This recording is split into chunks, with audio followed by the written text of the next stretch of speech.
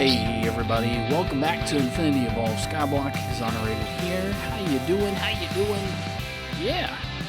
Oh, that's awkward. I can't do that. So over here we have replaced. Wait.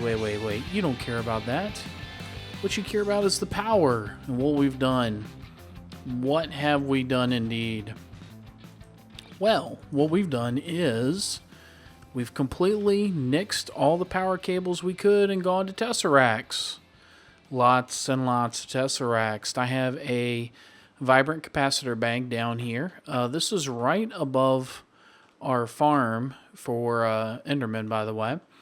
I have got a vibrant capacitor bank sitting right here, and this guy is just moving right along. We've still got our Beef Wellington doing its thing, and we may over time extend this a little bit until we get into some other power situations, but this is more than handling everything we need.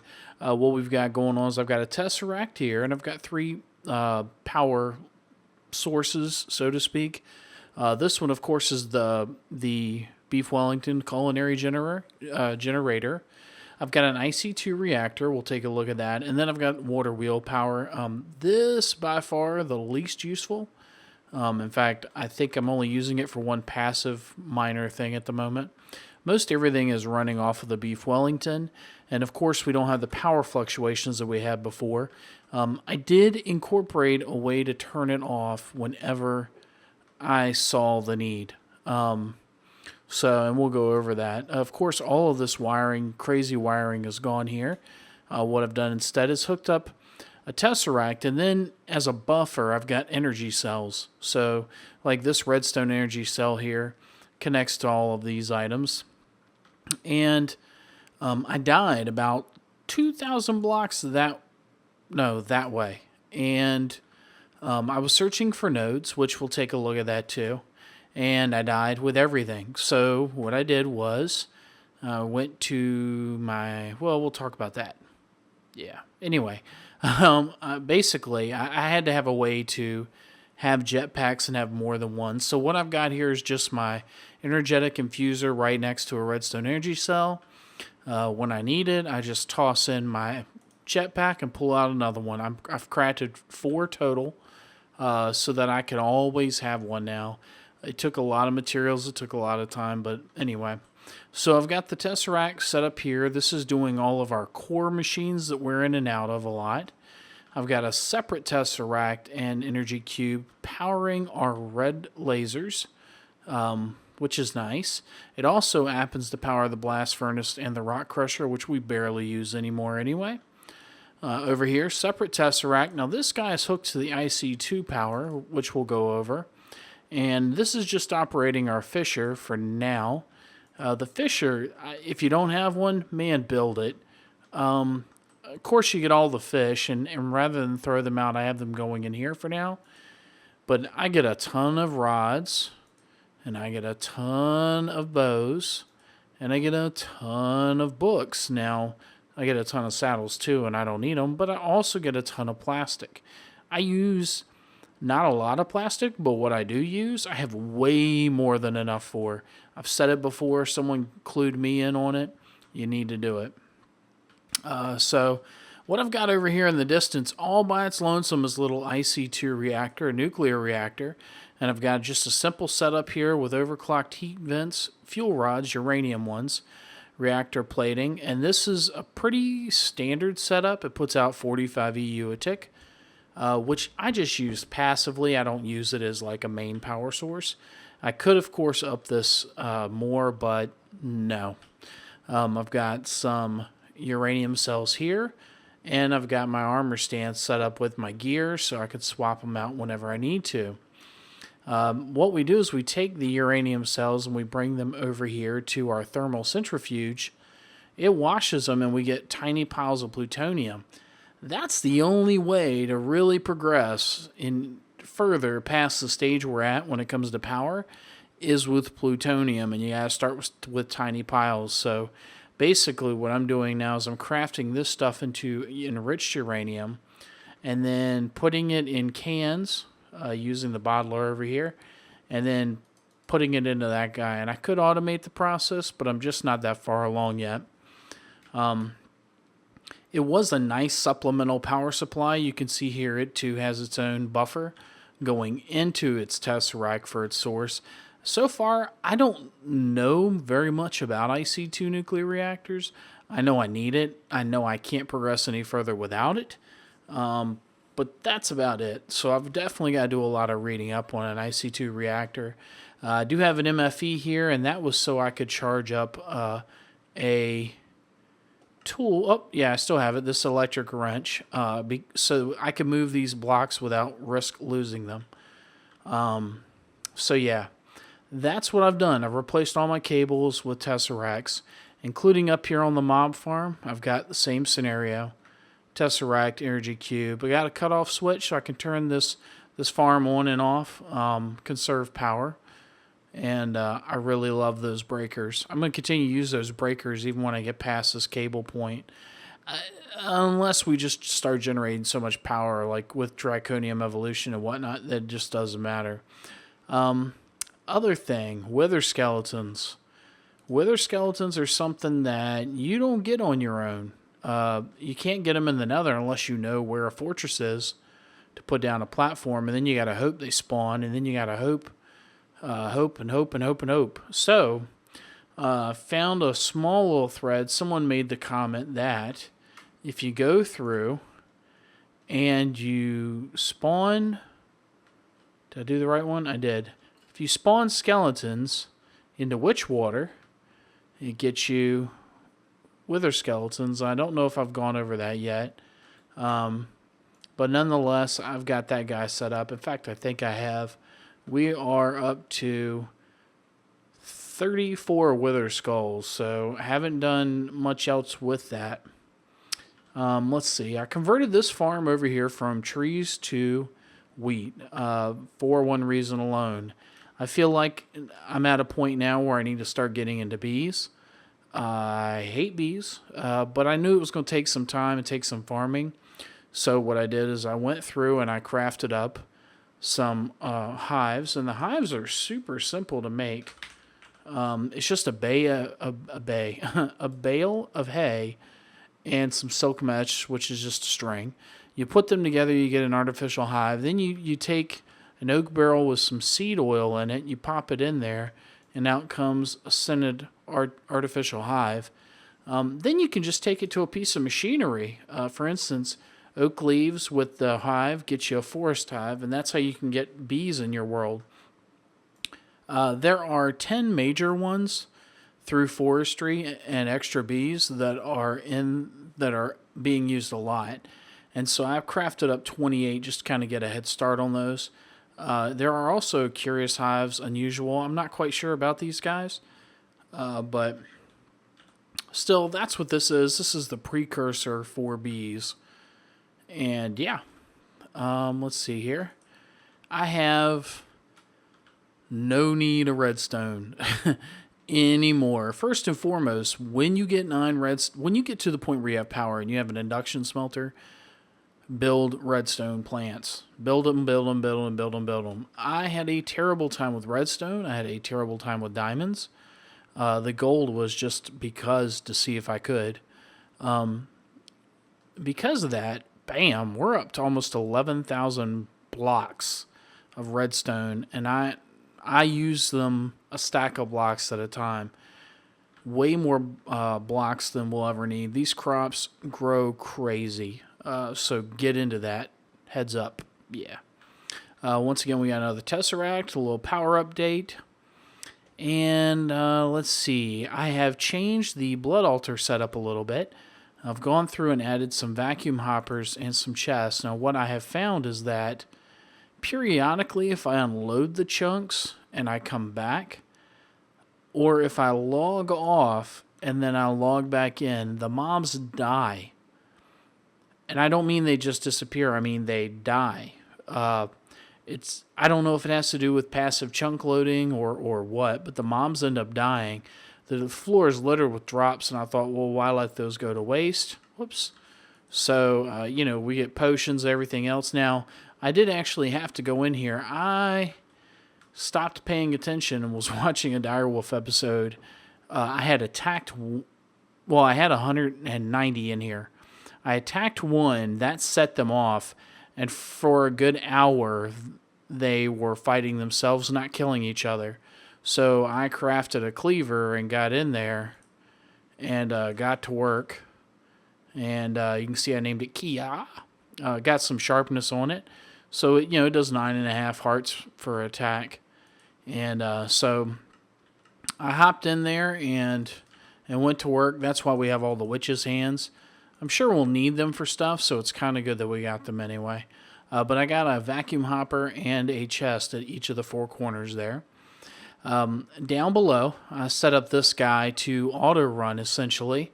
I've got a lever on each node, and I have been stockpiling slates. So you can see I got a bunch of blank, a bunch of imbued, a couple stacks of reinforced also. I've got these guys set up to make more dense slate or demonic slates. The demonic slates, I'm just making sure I didn't have any. Demonic slates, you can get about 8 done with my tier 3 orb network, my blood network. Let's use the right term.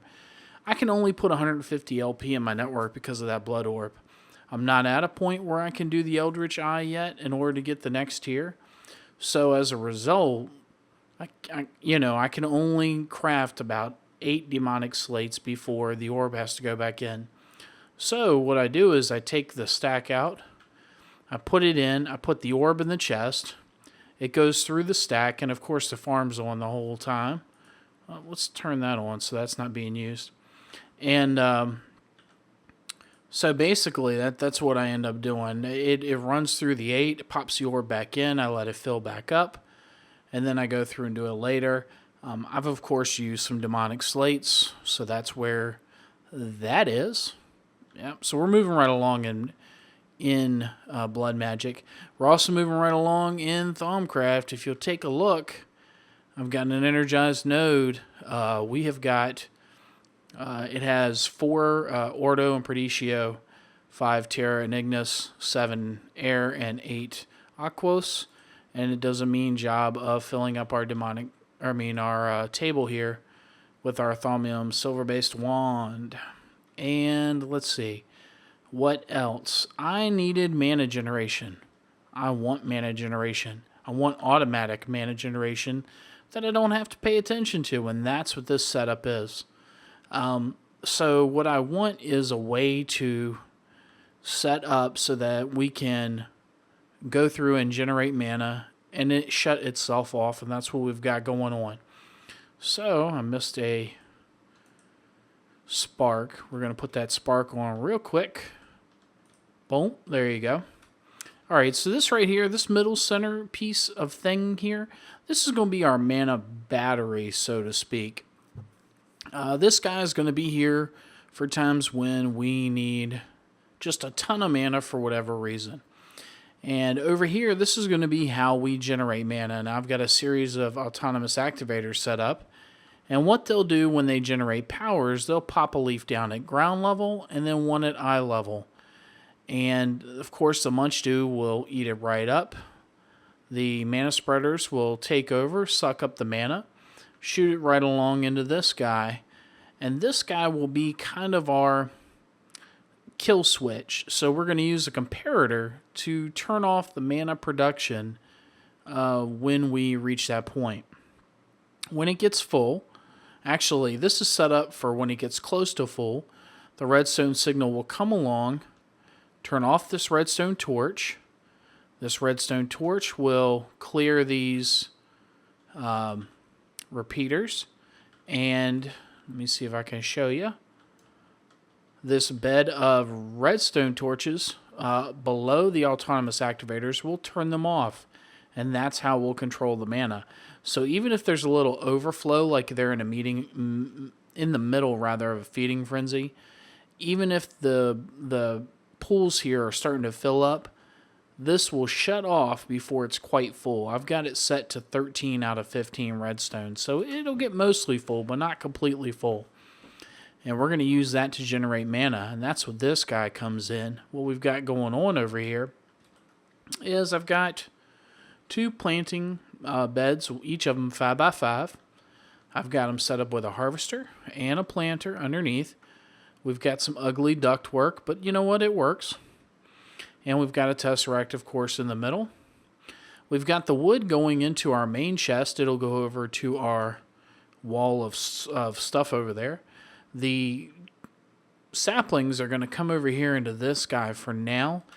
Basically, what it's going to do is it's going to fill up here, go into here. When this is full, then it'll start going over here. This side is the side that shaves the leaves off. So you'll see when it gets going here in a second that it'll spit leaves into this chest, or into this barrel rather, and there go the leaves.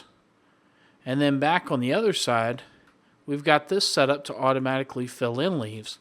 So it's filled up the first, actually it's starting to fill up the fourth one now. It's filled out the first 3, and it'll do each of them as it gets room. So basically this system will help keep it full of leaves even when we're not farming. And of course, if it gets backed up, this harvester won't be able to feed leaves out, so it'll stop harvesting. And that will be our power control, so to speak, for this unit. We do have void fluid pipes on the side to get rid of the sludge that builds up in them. And yeah, it's pretty self-sufficient. I left it to the side away from the main island. That way, if it spawns mobs, maybe a half-cut tree is there, they won't come attacking us. So what I really wanted to do today was work on getting our portal up, because I really want to build some augments. And the augments are used on sparks in order to, in this case, disperse mana. But we need pixie dust, and the only way we can get that is from a portal. I've got the starting of a portal here, but I need an elven gate. So let's check this out. An elven gateway requires a prismal charm, magician's orb, soul of the world. We've got all this stuff before. So we need the prismal charm. So let's go check that out. We're going to grab a wand out of our chest here to use. Oh, actually, we've got the balance shard, so we can just do this straight away. We need a water, an air, fire, Berdicio. That was fire. There we go. We got one of each. That's all that matters. We're going to pop these guys in here, click the Prismal Charm, and there it is. We got our Prismal Charm, and that guy is just filling right up. No problem. Well, we're going to grab our Blood Orb, because we need that guy too. And thank goodness this only needs a tier 3. Because if we needed a tier 4 Blood Orb, we'd be out of luck. And there's our Elven Gateway. Alright, let's go ahead and pop this guy in. And we got a trophy. What's the trophy? Wand of the Forest trophy? Let's put that... Let's kind of put that over here for now. That's kind of nice. Alright, the next thing we need is we're going to need some glow, or glimmering wood rather. So I've got some setups here. We're going to need 3 of them. We had to craft some Terra steel for that. And let's see, we're going to need some living wood. So let's get this guy crafted up. We got plenty of mana already stored in our pools. Hopefully I got everything in the right place. If not, I'm going to feel pretty silly. In fact, something tells me I don't have them in the right place. But we're going to see.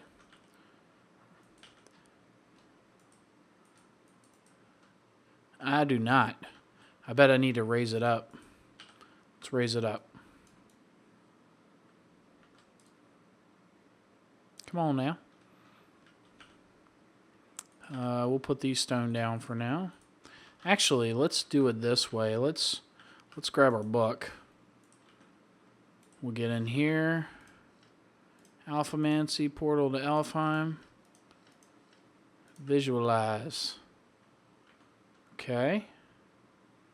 We got to back it up one. Whoop. That's what we got to do. See, we got our things set up there. There we go. All right, we got to back it up. And we got to raise it up. All right. Well, let's do that then. Let's get a dolly. Move that chest. Move you. Put you right there for now. And what we'll do is I'll go through and replace the glowstone later so that I don't lose lighting here. Alright, Elven Gateway right there. Living Wood, there. We're just going to make a full platform out of it so it goes all the way around. And there we go. Structure complete. I think we got the good go. We can do it. Yay, world calling. All right, we got our portal open. Let's mess around real quick, see if we can't get an augment done. I need a dispersive one for sure. We're going to toss you in. And out comes our pixie dust. And then let's see, what do we need for our augment? Augment. We're going to need imbued, 2 mana steel, and a rune of water. I wonder if we lose the rune of water. Probably because it's a crafting recipe. Grab our imbued. And we're going to grab 2 mana steel. We're going to do this. And that.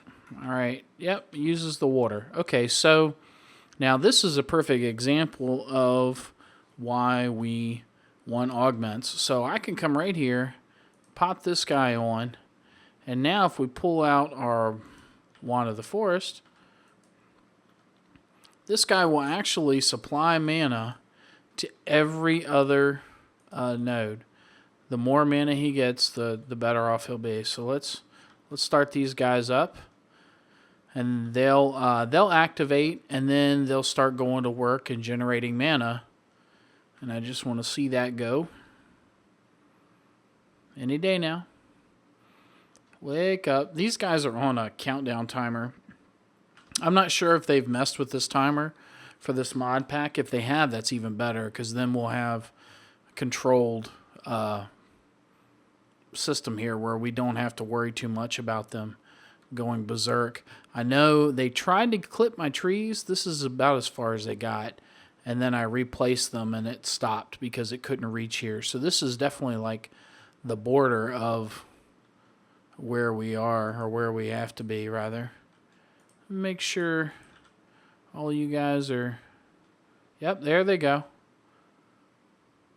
Generating mana. Just like that.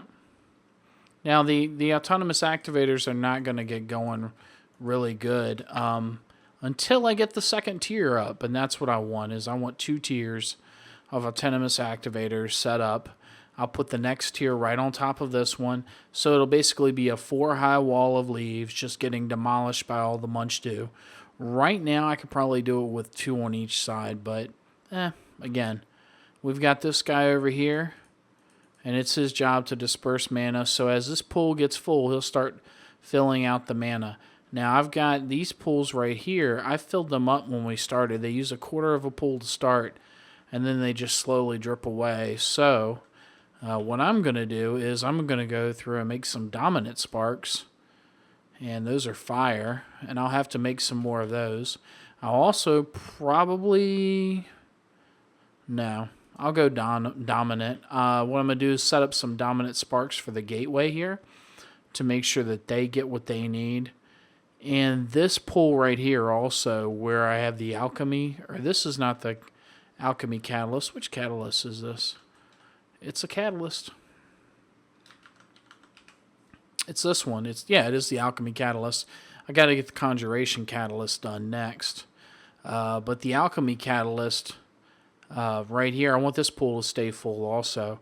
So basically, this guy right here will just feed out into these whenever it can. And yeah, so we've got mana gen going to work. We can see, wow, we got a pretty big build there, pretty big chunk of leaves going into our system. Wow, there we go. So the leaves, of course, came out and they head on over. And we're still filling up this guy. And it's almost full. So we'll be able to definitely keep enough leaves in this system to fill it up. And ideally what I'd like to do is just leave this running and mana up the whole area. So that's probably what I'm going to end up doing. We got a pretty good mana network set up. And we're definitely going to need it. How did we spawn a sheep? Or did you get out? Now, the question is, how did you get out? Huh. I keep a couple of extra safari nets on me. That's because of that fisher. That fisher has done some pretty clever things. It's gone through... You get mobs, randomly generated single mobs in here. And it goes through... See, do we have any now? No. You'll go to place one down, and it could be any mob, a creeper, anything. And the one mob I had was like a bat with TNT on it, or an experience orb with TNT on it. And so I placed it down in the open, and then before I could even think, it was just run, and it blew a gaping hole across 4 of these little chunks that I have. Thankfully, it didn't do any damage, but still, be very, very careful when you're opening random, those things, safari nets. In fact, that's what this platform is for now, built out here specifically for that purpose, so that I could drop down a creature and whatever it is, I don't have to worry about it. So, hope you guys enjoyed the episode. It's running a little long. I just wanted to show you, I was so excited over the Tesseracts and all the changes that we've made. And now we've got passive mana generation, which is going to be really nice. This is going to be going nice and strong, so we'll be able to keep this mana going for a long time, and it won't really require a whole lot of upkeep on us, which will be even better. So hope you enjoyed the episode. Don't forget to leave a like, share, comment. I love the comments. And until